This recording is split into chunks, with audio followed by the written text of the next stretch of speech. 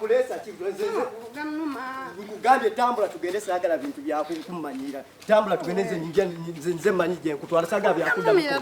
Mukyala njagala weeberere musaagala kumbuuza bintu bingi. Nze manyi gye nkutwala tugende. Bagagga bye bikiyitawo tugende saagala byakumanyira. Bagagga biki? Uyitawo tugende. Neighbor.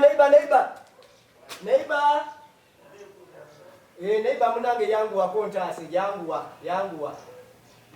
Jangu neighbor. Ata ali oyo. Neighbor. Kasoke kubuzeeko. Osiri otya neighbor mukyala tomutambuza ate mugulu. Owayo kubadde. Munange karantini efukidde karantini. Era sikyalina kawunga, sirina bijanjaalo. Yadde kasukaali. Naffe wetuliye. Embeera etabukidde nze. Eno karantini simanyi na kyakola. Naye ne bambadde ensaba.